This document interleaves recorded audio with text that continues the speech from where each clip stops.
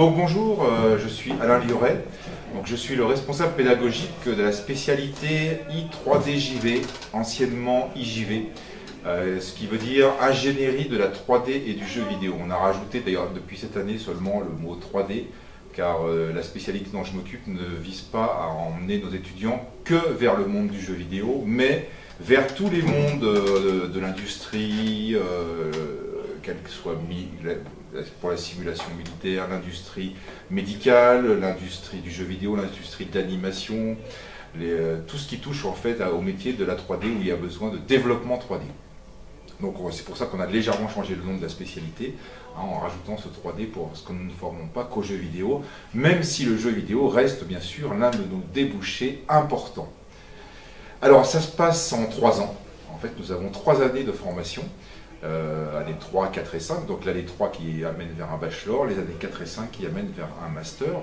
Le bachelor, cette année, est possible, il est possible de le faire soit en formation initiale, soit en formation en alternance. Il y a 2 promos d'étudiants qui vont faire cette même spécialité.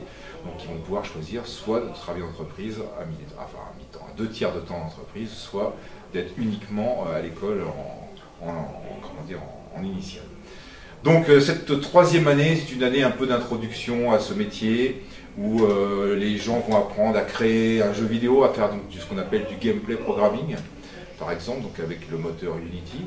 Ils vont apprendre aussi les bases des techniques et algorithmes de la 3D en général, donc découvrir un petit peu comment on programme dans le monde de la 3D. Là, c'est plus ouvert sur d'autres métiers, justement, qui sont les métiers de l'animation, les métiers de la simulation, etc. Donc, c'est vraiment l'année d'introduction à ce métier. Suite à cette année 3 et à ce bachelor, donc, les étudiants vont pouvoir continuer en année 4 et 5 uniquement en alternance, donc pour faire un master. Alors, avec 2 niveaux. Une première année 4 où les étudiants vont donc commencer à aller au-delà du gameplay programming, ils vont continuer de faire du gameplay programming, mais ils vont aussi commencer à s'initier à des algorithmes un peu plus évolués dans le monde, aussi bien de la modélisation que de l'animation, que du rendu, de la dynamique, des techniques de rigging, de skinning de personnages, des techniques aussi un peu évoluées au niveau des algorithmes, par exemple de la simulation de foule, des gestions de particules, etc. etc. Je ne peux pas vous détailler là ici tout le programme, mais c'est assez vaste. Donc là, la 4e année monte en puissance nettement par rapport à la 3e année. Et enfin, en 5e année, donc les étudiants là arrivent à un niveau qu'on espère le plus haut possible. C'est-à-dire qu'en fait, là, on y arrive vraiment au niveau ingénieur, puisque nous donnons un diplôme d'ingénieur. Donc là, c'est au-delà du simple gameplay programming. C'est vraiment ingénieur dans le monde de la 3D et du jeu vidéo, où les étudiants vont donc pouvoir développer des techniques et des algorithmes, évoluer, et si possible, on essaye à un niveau important, au niveau mondial. On a la chance d'essayer d'y arriver, et d'y arriver notamment cette année, puisqu'on a eu 2 étudiants cette année qui ont été sélectionnés au SIGGRAPH États-Unis. Le SIGGRAPH États-Unis qui est quand même la plus grosse conférence mondiale du domaine. Donc c'est un peu notre objectif. Si nous avons des étudiants sélectionnés dans cette conférence, c'est que notre enseignement est à la hauteur. Donc c'est un peu l'objectif que nous avons, c'est d'arriver à amener des étudiants au niveau SIGGRAPH. On y est cette année, pour la première fois de notre histoire, en 2013, donc c'est historique quand même. On espère y retourner dans les années futures, on verra, parce que ça dépend aussi de la qualité des étudiants. C'est pas uniquement les enseignants et l'enseignement qui va faire qu'on va aller au SIGGRAPH, c'est aussi la qualité des étudiants. Donc on espère continuer là-dedans. On essaye comme ça de participer à d'autres événements majeurs dans notre monde, on va dire, dans l'année.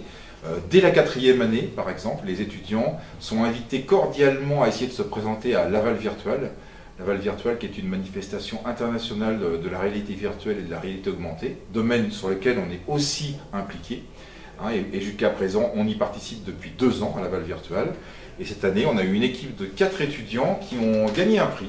Ce n'était pas le premier prix, mais ils ont gagné un prix à Laval. Donc là aussi, on est content parce que la concurrence était rude, avec plein d'autres écoles françaises et étrangères. Les premiers étaient une école canadienne d'ailleurs.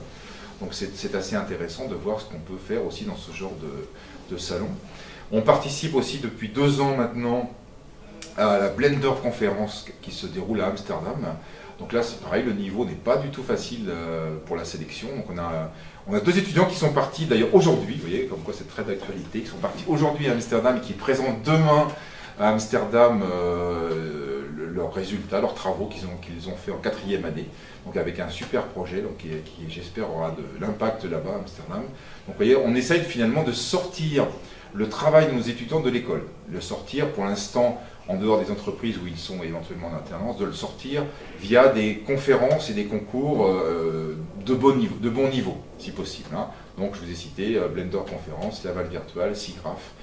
Il y en aura d'autres, on a d'autres ambitions aussi sur d'autres concours comme ça, un peu pour montrer un peu qu'ici on est capable d'avoir des étudiants qui arrivent à un très bon niveau et qui font des choses intéressantes.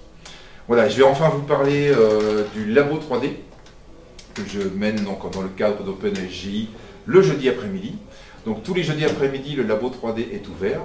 Donc dans ce labo 3D, on accueille des étudiants de toutes années, dès la première année. Hein, ça peut être des étudiants qui ne sont pas dans la spécialité I3D-JV d'ailleurs. Hein. Donc dès la première année, en année 3, en année 4, en année 5, on a des étudiants un peu dans toutes les années, qui viennent y développer des projets. Soit des projets qu'on leur demande de faire, il y a des projets éventuels qu'on peut avoir à leur proposer, soit des projets qu'ils ont à cœur de mettre en place. Et donc le labo 3D leur permet de faire des choses finalement qu'on ne voit pas en cours. Donc c'est des choses, par exemple, je vais vous en citer un exemple qui va avoir lieu cette année, un groupe d'étudiants va construire une imprimante 3D. Open source, donc pour ça ils ont trouvé sur Internet un certain nombre d'informations. Il suffit d'acheter certains composants électroniques, etc. pour construire cette imprimante. Et donc, dans le cadre du labo 3D cette année, l'un des projets, parce qu'il est important, donc je vous le cite, hein, va être de construire une imprimante 3D. On ne voit pas ça en cours, il n'y a aucun cours qui ne traite de la construction d'une imprimante 3D. Donc le labo 3D, c'est l'occasion justement d'y faire des projets comme ça qui sortent un peu de l'ordinaire et qui vont être menés à bien directement par les étudiants. Moi, mon rôle en tant que directeur du labo, on va dire, est juste de les conseiller, de les chapeauter, de les aider quand je peux, mais globalement, c'est eux qui prennent en charge leurs projets, etc., leur construction, avec un objectif dans le labo 3D, c'est que tout ce qui sera fait dans ce labo sera montré. Alors montré dans le plus petit cas, sera montré qu'à l'école. Hein, par exemple, lors de conférences, on fera dans le cadre du labo du jeudi après-midi, on montrera ce qu'on a fait. Donc par exemple, l'imprimante 3D sera montrée, mais ça pourra être au-delà et aller plus loin, être montré pourquoi pas dans des salons, des conférences. On verra suivant la qualité des projets qui seront menés par nos étudiants. Voilà. Je crois que je vous ai résumé un petit peu la spécialité I3DJV, son nouveau nom, hein, on retient bien le nouveau nom I3DJV, et le labo, qui est directement ou plus ou moins rattaché, et sur lesquels on fait des choses un petit peu parallèles, où on évite de refaire en tout cas ce qui se fait déjà en cours. Hein, on fait autre chose, finalement. Voilà.